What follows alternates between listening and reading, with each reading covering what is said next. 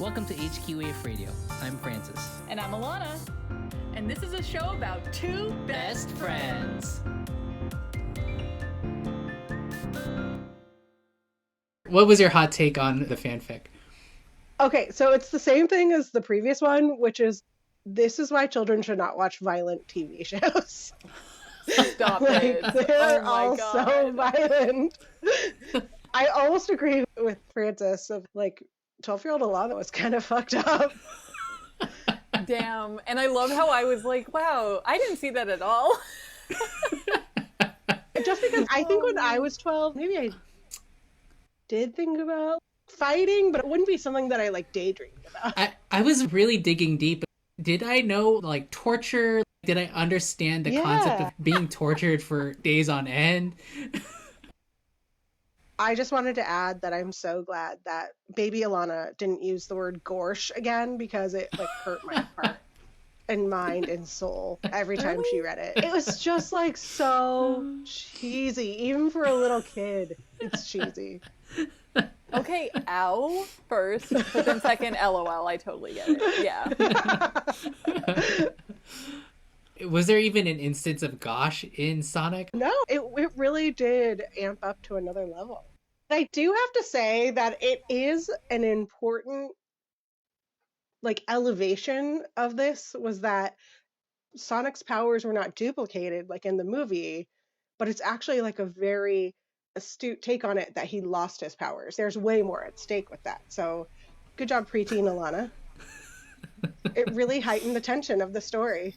I still wonder what ending I had in mind for that, because it did diverge. The movie I seem to be clearly stealing plot lines from to that plot point, which is that he's not just meeting someone who's his match, but actually loses his powers as a result. I think the thing that was most revealing is that you said, hold on, let me check and see if I hid more of the story in the back, because I wasn't ready to put it down yet. And I was like, whoa, Alana has not changed. It started so young. Oh, that's so funny. Yeah, I do the exact same thing. It's just such a perfectionist-y type thing to be like, oh, I can't put it down yet, and then cross it out. Let me hide it several pages back so that I can pretend like it doesn't exist, and then put it in when I'm ready. Yeah. Which, it's not good or bad. It's just very revealing. It's really interesting. You think when you're 12 years old, not that you're a completely different person, but you do imagine that you are very different because you are a child, but it turns out you're very similar. At least that has been the experience I've had through rereading these stories. No, I found a first grade report card and it said, Katie is so much quieter and doesn't talk so much in class now that she found reading. And I was like, yep. 30 years later, it's the same damn thing. And that's a perfect segue into our next episode. Alana, did you want to kick things off then? Absolutely, I would love to.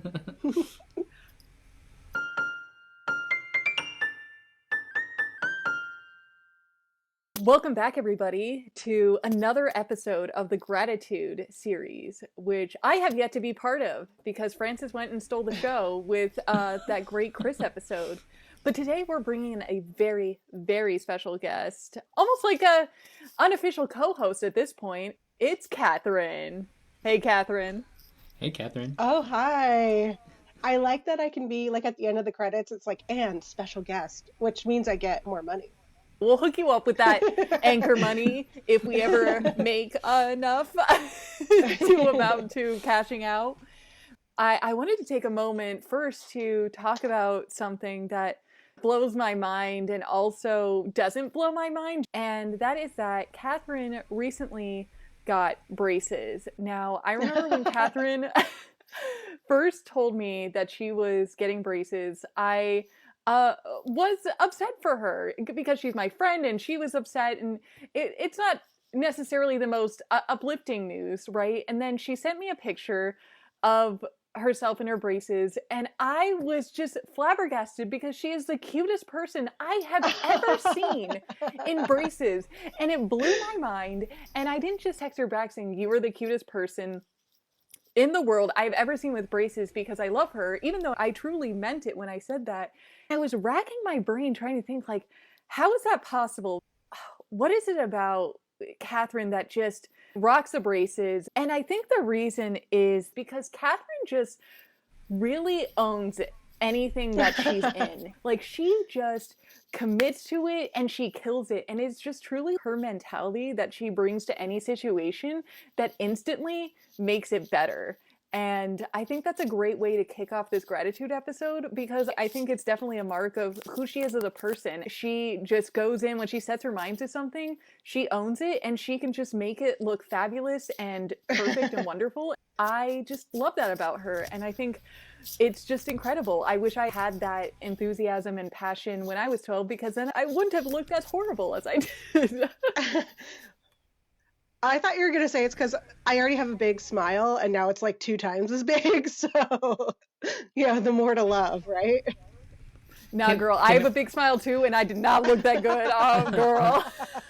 For myself and for the audience, because I don't know that I've seen this picture, and I would be interested in seeing like a side-by-side, and maybe audience, you'll see this in the Instagram, but what does that look like? You're speaking so highly of it, Alana. One, it's a very flattering angle with very good lighting. So that helps. We didn't know those things when we were preteens. That's one of the benefits of having braces when you're older. I was reading something though earlier about how Gen Z kind of does their selfies in a different way now. Was it actually something that you or Alana had sent? Oh, yeah. Ahead? Yeah. They don't look at the camera, they look at the screen, which I did, and it's probably why it really connected.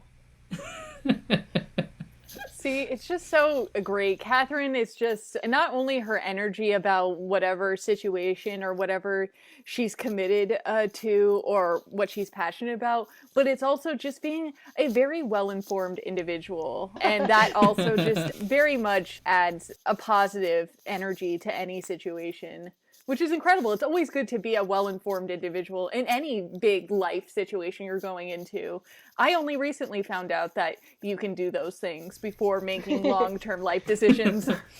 I think Katharine was the one that introduced Alana to Google. I really was. I can't even begin to tell you how many times I would talk to her about something at work, and I'd be like, you know, there has to be an easier way to do this. I'm sure if you just Google it. And Alana was like, what? I went in to say goodbye one evening, and you were just diligently copying and pasting from something to an email. And I was like, okay, good night. You're like, oh, I think I'm going to be here till midnight. Like, bye. Have a good night. And I was like, wait, what are you doing? And you were like, I have to get all of these emails from these forms to the email address section. And I was like, oh, well, you can just export all of the forms to an Excel sheet, copy them, paste it as like comma separated value, and then boom, like then they're all in there. And Alana, I think she was equal parts in heaven and also about to crumble apart because of the hours she'd already put into that. Yeah. And like flabbergasted, I'm sure. My jaw dropped completely. It was like magic. And then Katharine, being the absolute sweetheart that she is, offered to help me figure out what those words meant. And yeah, stay with me late to show me. Oh, I think it took all of 4 minutes to do. I know. And what's really nice, folks, is that I think another person would have sent a YouTube video of like, here's how Excel works. I'm going home. But she was so kind and so sweet and saw how ill-informed I was. Like, Alana's hair was like everywhere. You could tell that she had been through it. You could tell she was stressing about staying up late. She was probably hungry. She was in a bad place. You cannot leave a soldier like that. You cannot just go home when you see somebody in that state. Seriously. If you do, you are a bad person. Unless you have to pick up your kid. Yeah. But the other secret is, Alana, is that nobody really knows how to use Excel, and you just have to Google everything. Like, everyone Googles everything when they use Excel. Google's like everybody's best friend. You just ask a question to Google, and somebody out there has answered the question, and you just need to go and look for it. Google's really just about making connections, either via people or via ideas. Do you work for Alphabet now? Like, what's happening? Surprise, that's our new sponsorship.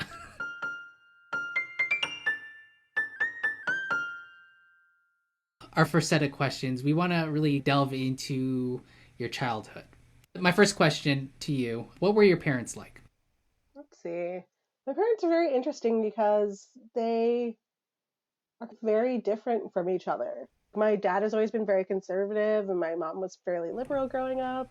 I think it really just lent itself to a real balance in our family. Another thing I'm really grateful for is that they are pretty blue collar and came from like a blue collar background. And so I like being very close to that.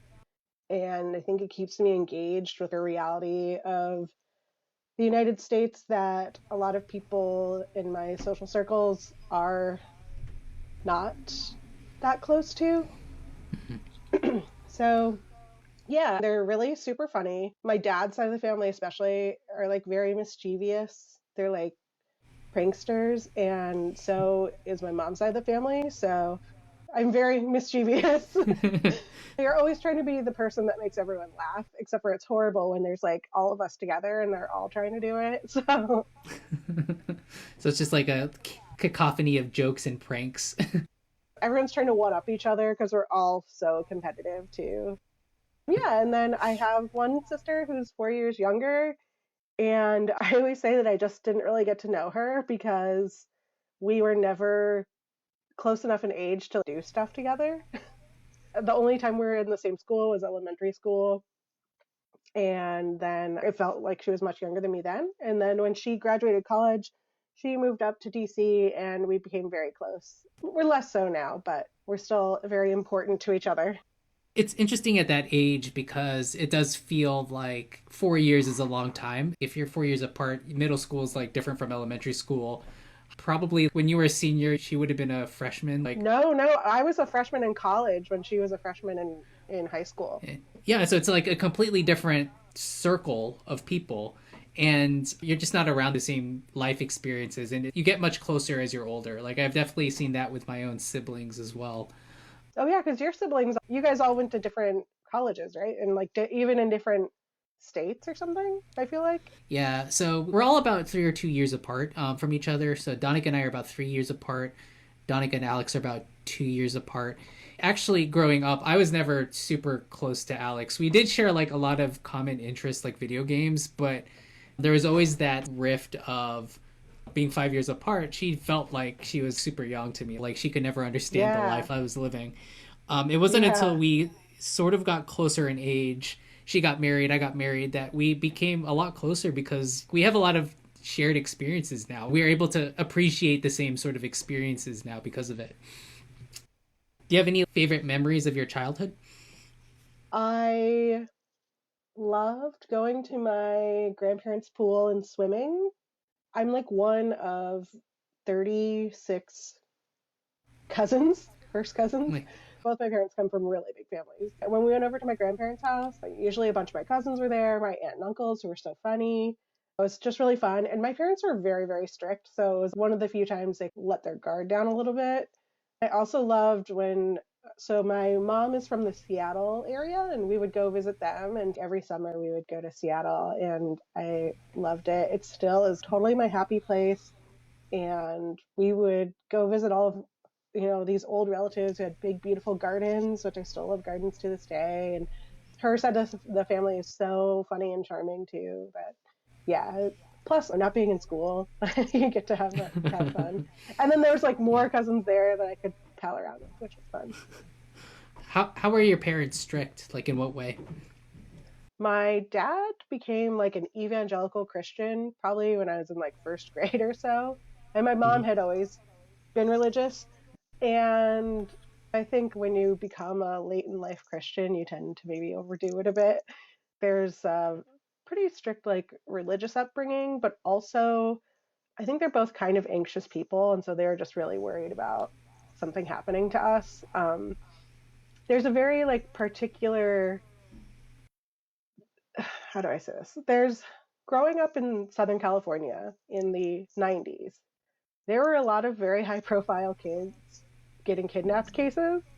And I think that really burns itself into the psyche. So my parents were like always worried that we were going to get snatched. I actually have the same sort of experience growing up too with my parents. It's interesting that you equate it to their anxiety because they always thought that I would be kidnapped. They always had this fear that if I wandered off to the park, like on the other side of the street, somebody would kidnap me and that would be that and they wouldn't know what to do. I don't know what it is, but that's always colored my childhood. Like they've always had to be able to know where I was at. Yeah. I remember very clearly. I was 14 years old and we were on a family trip, which, side note, I hate family trips. And I think this was probably the last one that I went on, and the rest I just weaseled my way out of it or something. And we needed some ice. And plus, I was like, I'm 14 years old. I just wanted to like have a little space or something. And the ice machine was just down the hallway. And my parents were like, you can't do that. You can't go. And I was like, please, can I just walk down the hallway? And they're like, no, you can't. And I was like, okay, what if you watch me walk to the ice machine? And they were like, okay. So I like slowly walked to the ice machine and slowly came back. I was like a fully developed woman, which is probably why they were worried about it. I'm picturing them like standing in the hallway, literally watching you walk down very slowly. I think they put a shoe in the door and just like kept an eye on me, honestly. I was the first generation to probably change socioeconomic status. And I think they really put a lot of that kind of hopes and dreams into me and my sister and my cousins. I think the same thing. Like we were all the first ones to go to college. And so they were like, we're putting a lot of resources into you. Don't mess it up. Do you feel like that has changed in these later years as you're an adult now? In my teens, I just couldn't handle their anxieties anymore. And so I distanced myself, not from them, but from their kind of like anxious thinking. And I think I still am repulsed by that to this day. If we're all together and they go into this anxiety loop, I'll just walk away. Like I'm just out of it. I can't bear that burden anymore. I think that one of the greatest gifts in becoming an adult is realizing that your parents are people and they're just trying to do their best. And just like you're trying to do your best, just accepting my parents as people really helped give me a different perspective. And also, again, not traveling with them because it's horrible. Yeah, I relate to your story because for me, there was a shift in the way that I thought about my parents. And I think it was college when was like, they don't know everything. They have the same sort of insecurities that I do. They have the same sort of flaws that I do. And so I had to divorce myself from that sort of thinking that I had grown up with. And I actually still have the same sort of issues with traveling with them because these insecurities, for some reason, come out when you're traveling somewhere new. Yes. I always say you're 16 again. If you don't live near your parents and you go home, you're 16 again. If you are traveling with them, you're 16 again. I don't know what it is. I don't know what kind of voodoo magic it is, but that's how it is. And I personally never want to be 16 again. So I'm always trying to distance myself away. Oh my God, me neither. Like, not even how they treat me, but I think like information comes into my head and it turns around and it comes out like I'm 16. Like the things I say and do and act and whatever, like I am also 16 again. I don't know what it is. I think when you're around your parents for a prolonged amount of time, just the dynamic shifts. I also lived in a small town, and I remember one time I told my parents I was going to Books a Million. Oh my God, Books a Million. And for some reason, Books a Million, like I think oh gosh, what was it called? Like the Coffee Joe's place or whatever in there. It wasn't working. Like it was closed or something. So we went across the street to Sonic. And somebody from my church saw my car at Sonic, was driving past my house later, and I wasn't home yet, and told my parents, like, oh, saw Katie was at Sonic.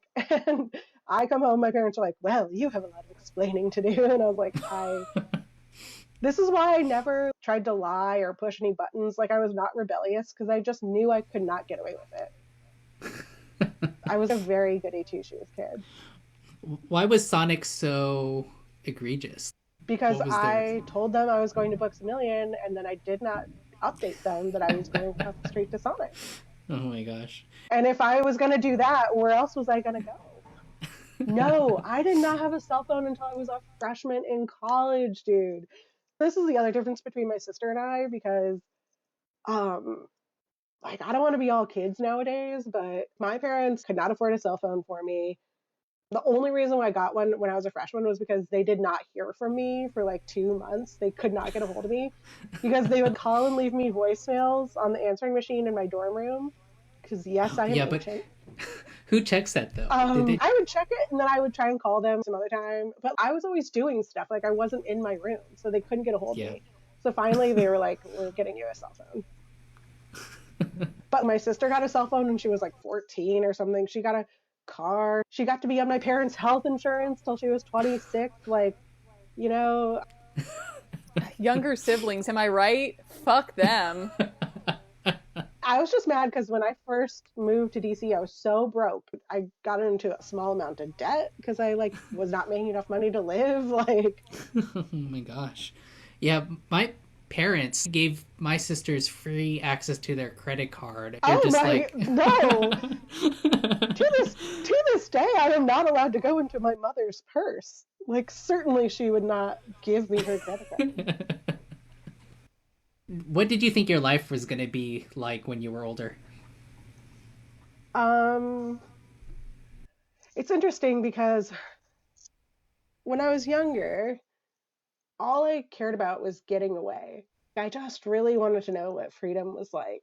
And I remember in high school, if you had asked me what my wildest dream would be, it was like, I just want to drive west into the sunset, and I just want to drive until the sun sets. I just really wanted something bigger than the town I was in. I wanted to meet more people. I wanted to be in a place with more resources. I wanted freedom. I wanted to do something international. Like, I'd always been interested in international relations and stuff. I really wanted to like work in the State Department and be a diplomat or something. The movie Passport to Paris with the Olsen twins really did a lot for me. Also, the movie Winning London, also by the Olsen twins. I'm sure the audience knows what I'm talking about. Alana, do you know what I'm talking about? No idea. Oh my God. I know the Olsen twins from Full House, and I know they had movies, but I've never seen any of the movies after Full House. I hold the same belief as Francis. I knew them from Full House, and knew they were in movies, never saw any of them. Very uneducated I am. They are so much more. First of all, there was like a mystery series that when I was very young, I was very into. And they had the song Brother for sale, which, Alana, I feel like if you listen to now, you would still like it. Yeah. But then they became preteens teens, and they had a series of movies, and each one was filmed in like a foreign location. There was like one filmed in the Bahamas, one filmed in Italy. They're just like total fantasy. So Passport to Paris, they have to go visit their grandfather, who's the ambassador to France. And then they meet these two French guys on the bridge that were riding scooters, and they just stopped and they were like, "Oh, mon chéri, you are so beautiful. Here is a flower."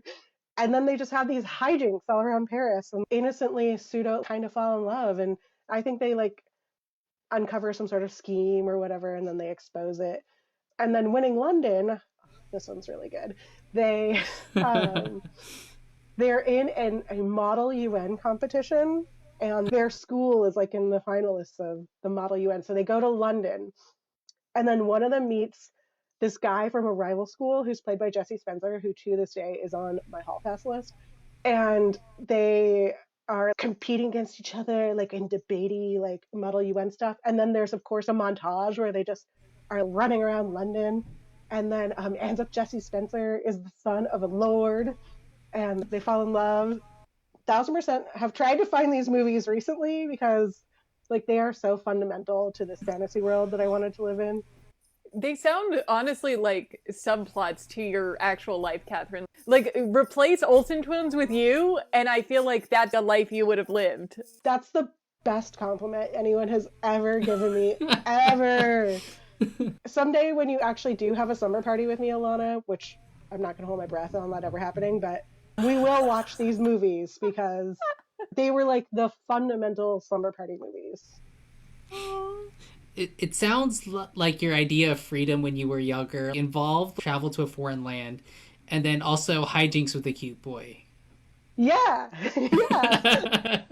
I mean, I didn't talk to a boy until I was like 18 years old, but yeah, that was definitely part of the fantasy of just some guy being like, oh, she is so cute. I must talk to her. And then he ends up having a really nice personality and is a nice person. Not like the other people who hollered at me around the world that were just disgusting. Hence the fantasy part. Yeah, yeah. Or it was always like a reveal. Like the cute guy was like the son of a lord. Like, okay, I could be a princess. I think that's the fantasy of like everybody. There's like, I want to Yeah, marry a rich royalty. yeah. I get. I haven't read this yet, but it's like part of my guilty library checkouts right now. But it's a story about the first son, and he meets the Prince of England, and they fall in love, and they have like a relationship. Oh, a gay story? I know I love myself some gay dramas, but it's also like a preteen novel, so it's like definitely hitting me at like a nostalgic Wait, part of my age where that would have been is it The ideal. Gentleman's Guide to Vice and Virtue? No, it's called Red, Blue, and Royal or something like that. I have to Oh, look it up again. yeah. Okay. Oh, are you familiar? Yeah. It was like it was the hot summer read. Oh my god. So I started checking out ebooks from the Alexandria and DC library, and most of my reading list has just been like preteen gay novels or or like other gay novels as well, but like those have been my Yes. favorite ones. Yeah. Oh, I am fully in the part of pandemic where it's like, I'm not trying to have any sort of ambition other than reading comforting things or like easy to read things that just bring me joy. Like, I'm not trying to prove anything anymore. I just like need some chicken soup for the soul, you know? Yeah. Whatever brings you joy. Joy is fleeting. We know this now. Do Exactly. what you can to find it. Your reading interests are right up the alley of a fan fiction account I've heard of. I think it's Hikari Mokuba's Guardian. If you're looking for a light read, um, Do all of those stories have endings though? most of them do. There's 85 Okay, stories good. on there. They're all about the Kyber Whoa! brothers, though.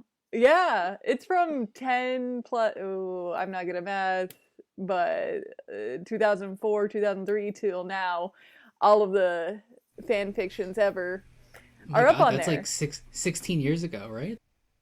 85 is so many. Some of that stuff I don't have saved on my computer anymore because I literally saved them on floppy disks. So I'm like, shit, I better keep them up on my profile.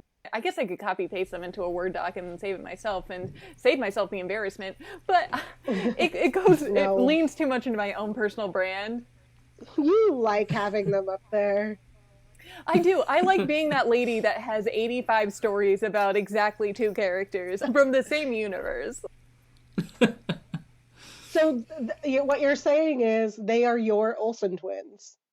Yes. Oh my God. They're not twins, but like, you get it. Yeah. We love them. I do. I uh, don't think you guys could care either way, but I love them.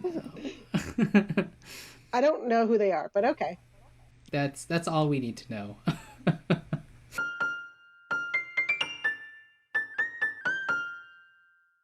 Maybe something I don't know about you, Catherine, quite yet. You are one of our biggest stands, so I'm interested to hear how you got introduced into the podcast. I think it was after the work trip when Alana and I had become friends.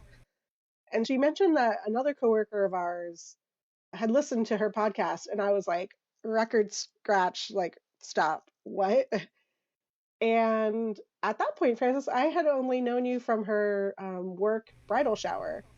And Yeah. everyone was like, oh, Alana, like, we're gonna surprise Alana with Francis. She's gonna die. Like, she loves Francis. She loves Harley, but she loves Francis. And this was, I think, like my first week of work there. And I was like, what is happening? And then, sure enough, like, Francis walked into the room and Alana lit up like a lightning bug. Like, um, Yeah. so she was like, I had this podcast with Francis. And I was like, well, I'm not shocked at all. And I was like, well, what's it about? And so she told me, and then she did try and be like shady about it, like how she doesn't really want people to know about her podcast. Then she was like, but will you listen? Will you subscribe and review it? And I was like, maybe. I could see it being like the Alana way that she is, super unsubtle. She'll be like, oh, I don't want to talk about it. But then in the same breath, be like, but also subscribe to our Instagram, yes, write us a review, and listen to all of our episodes. Oh, there was a point where Alana was like, oh, don't forget to turn on your post notifications for HQAF Productions. And I was like, oh, I don't turn post notifications on for anyone. She was like, it would really mean a lot to her, so I did it. Oh my god, that's amazing. Do you have them on to this day? Yeah, and her personal account as well. Because I know it means a lot to her. It's literally the easiest thing I could do to make her happy. Oh my god. Yeah, actually though, look at me. I'm just like, oh, I'm in a puddle of like feelings and warm fuzzies right now. It is not difficult to do. So yeah, so I did that. And then I thought it was so funny and so unusual. Like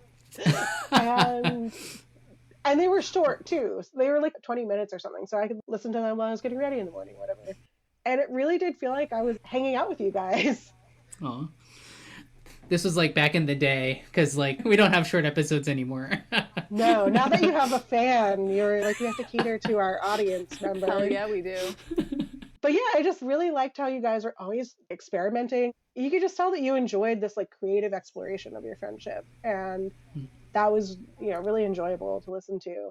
And then I remember the first time I was meeting you, Francis, Alana was like, are you nervous? Like, and I was like, oh my God. No, I was like, I feel like I really know him. And I have to remember he does not know a thing about me.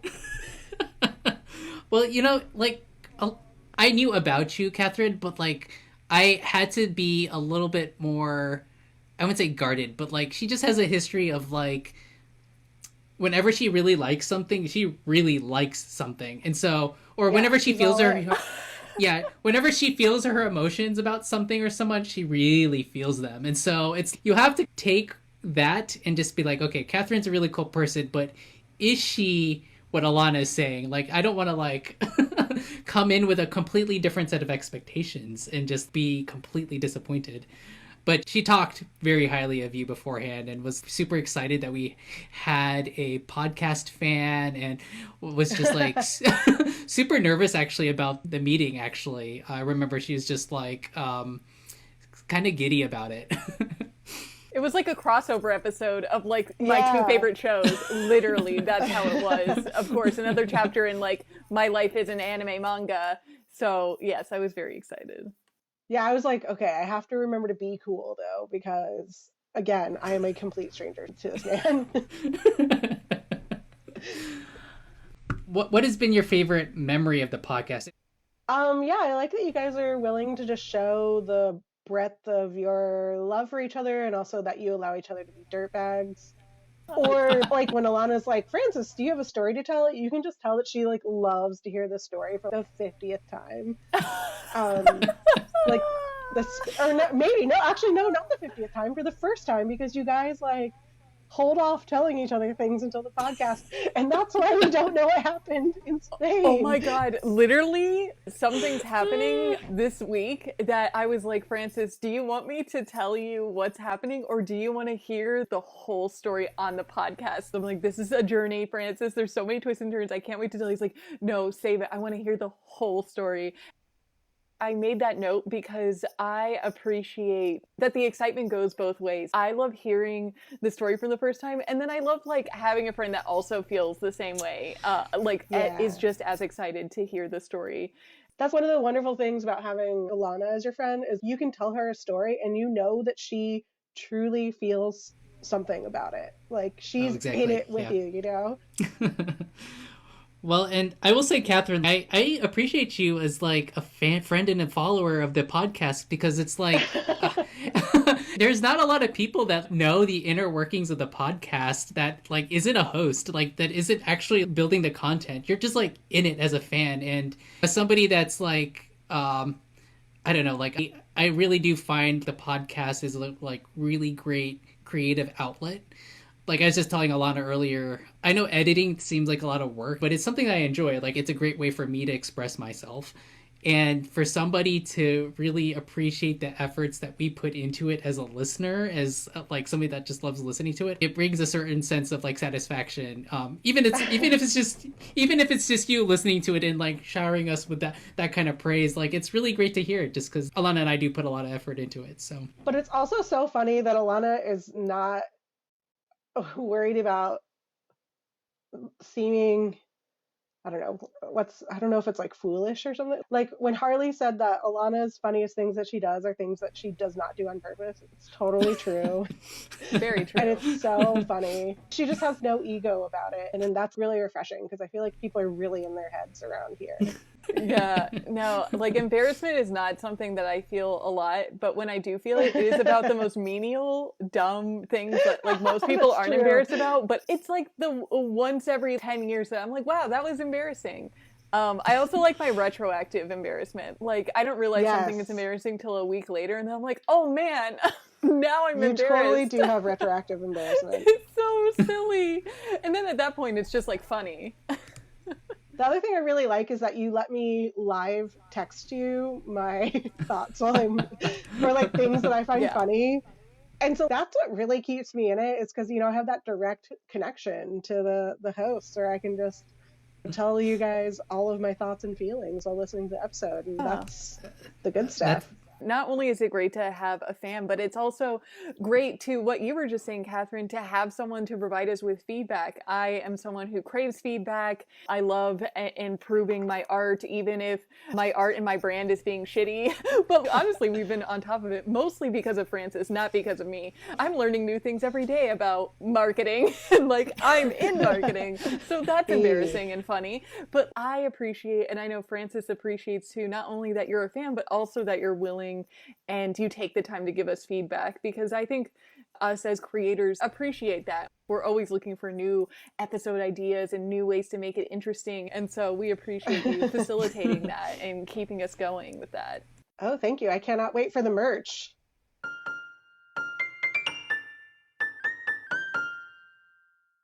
So I'm grateful for Katharine for so many reasons. And Katharine, a lot of these reasons you probably heard before because I express my gratitude and feelings for you all the time. You know this, and I think you appreciate it. But I do have my paragraph long bullets to share.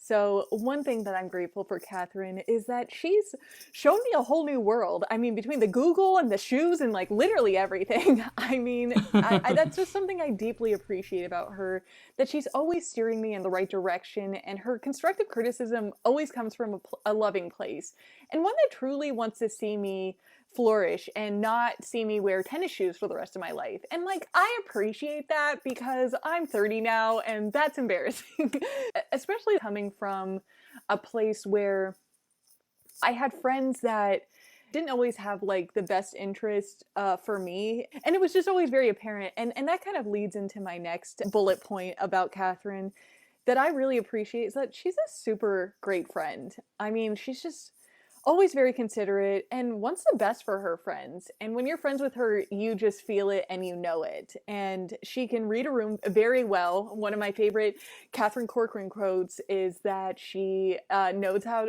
to read a room and does it very well. I know I'm not doing that quote justice. What is it? I think, or is it just read a room? I tell everyone, read the room. Read the room. Yes. And she is excellent at it. And she just knows how to make a situation better. There's so much to learn from her. Every day I feel like I learn something new from her. And one thing that at the time seemed very small and menial, and now I'm realizing, wow, this is so monumental. How did I live my life like this for so many years? Which is that bringing Funyuns to a dinner party is selfish and is bad friend behavior. And I don't want to display that kind of behavior anymore. I would like to point out, it was not a full-size bag of Funyuns. It was like from the snack box at our work. Wait. Can we elaborate on this? So you guys had a dinner party. Yeah, Alana was like, let's have a double date. And she was like, what can I bring? And I usually tell people to bring a dessert because I'm not a baker. And I said, do not bring a bag of Funyuns. That is a not good thing to do. Like, you are almost 30 years old. I don't even like Funyuns. Like, I'm preparing a whole meal. Put a little effort into it. And then she did bring one fun-sized bag of Funyuns. And I did bring the dessert. Had you been bringing Funyuns to dinner parties before, Alana? Yes. Every work, like, potluck, and oh god, I'm embarrassed. Okay, but this ties into a bigger pet peeve that I have, because I used to plan the holiday party at my old work, and it was kind of potluck. And some people would bring in like handmade things, like handmade meatballs, and there was always 4 or 5 dickheads that would sign up for just chips. And I'm like, why don't you just do the bare fucking minimum? Like, you come in, you make 5 plates of food of everyone else's delicious stuff, and then you bring a bag of chips. Go fuck yourself. And yeah, I completely agree, because chips are a lesser kind of chip to Funyuns. It's just very inconsiderate. So this is what I was like, Alana, just know, like, I have to teach you this, because some people live their whole lives not learning this, and people hate them for it. So I have to tell you. Yeah, I do feel like there's a level of etiquette. And so, like, at a work party, yeah, I totally agree. If people are making food, you're going to have to up your game. Chips, dip, and soda. You know what I mean? Like, you have to, like, bring more. At a dinner party, if I'm making you dinner, do not come to me with store-bought tortilla chips. Like, up the ante, bring a bottle of wine, bring something that is a little bit more elevated. You have to match what other people are doing for you. So, Alana I totally get that. find out about cheese, though. I was like, because I told her, I was like, my go-to is wine and cheese and crackers. If people say, oh, just bring whatever, like, I'll always bring a nice cheese, like a nice cheese, not like a block of cheddar, not like a shredded bag of cheese, but like a nice cheese, crackers, and wine that matches it. And it's just as easy to do as going and getting a jar of salsa and tortilla chips. And now Alana always brings me the most delicious cheeses every time she comes over. It's wonderful. This really worked out for me. Literally didn't know about wine and cheese until I think actually that exact dinner party. No, it was we had a girls' night. And I was like, oh, we're just gonna have like cheese and crackers and wine. Like, I'm not making anybody anything. And you were like, this is so good. And I was like, yeah, dude, don't you just sometimes have cheese and crackers for dinner? Like, it's the best. And Alana's mind was blown. I remember this marked change in Alana, because that, like, for a while that was just like her thing. Cheese and crackers, cheese in particular.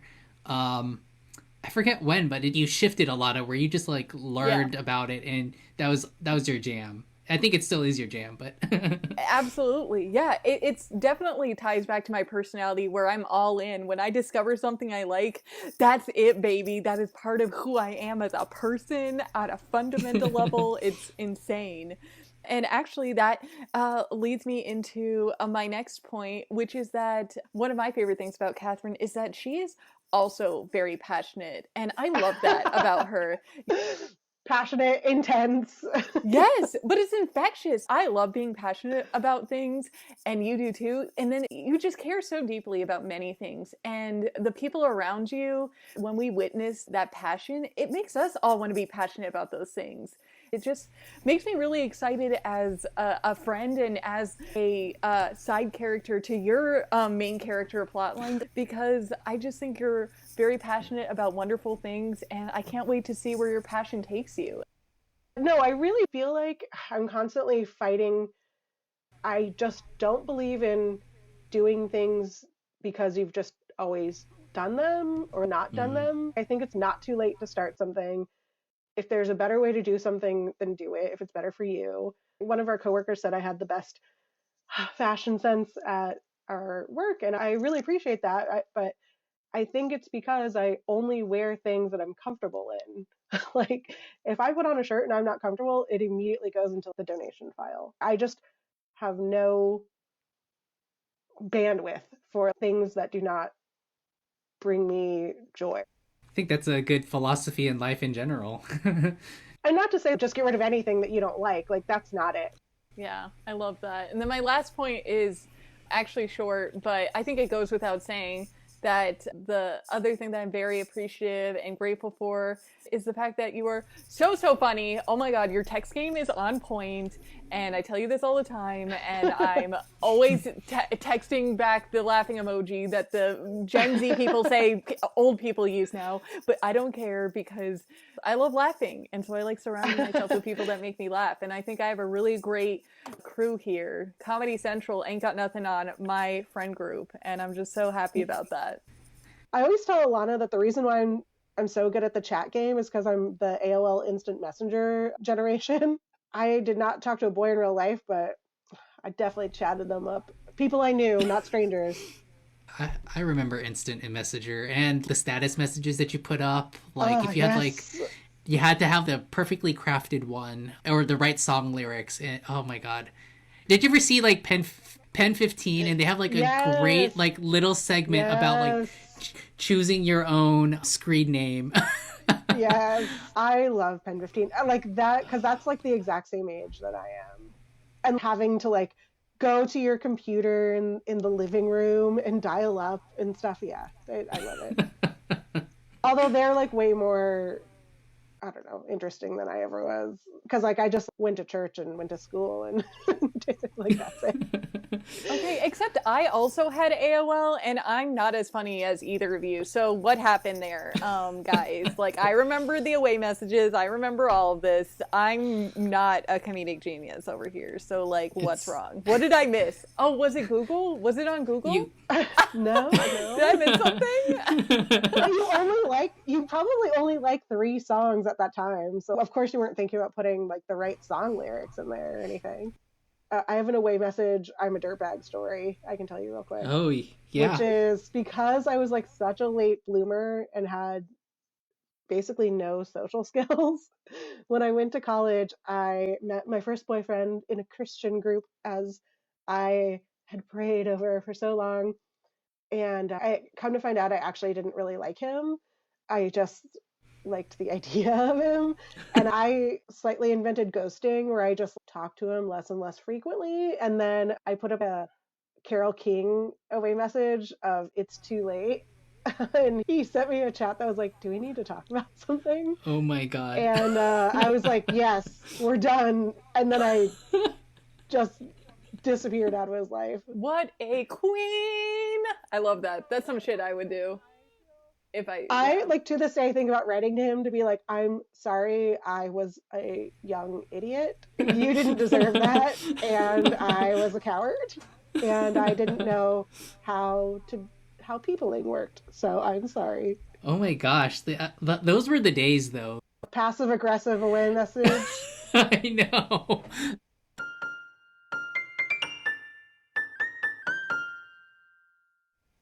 Thank you again, Katharine, for being on the show, and not just this particular episode, but for being a supporter of the show, sometimes third co-host. Like, Alana and I super appreciate having you in our lives, and again, thank you so much. Oh, thank you. And thank you for sharing this with me. I always appreciate it that you guys let me into your bubble a little bit. I thought Alana was going to say something. Yeah, I was waiting for it. Sorry, guys. She was drinking. She was gulping. Oh, yeah. Sorry. You caught me in a gulp.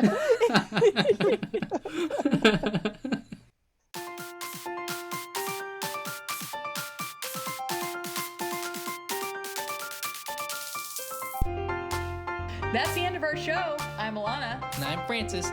Find us on Instagram at HQAF.productions. We post every other week. And you can find us on Apple Podcasts, Google Play, Spotify, or wherever else you get your podcasts. And until next time, the best ship to sail on is friendship.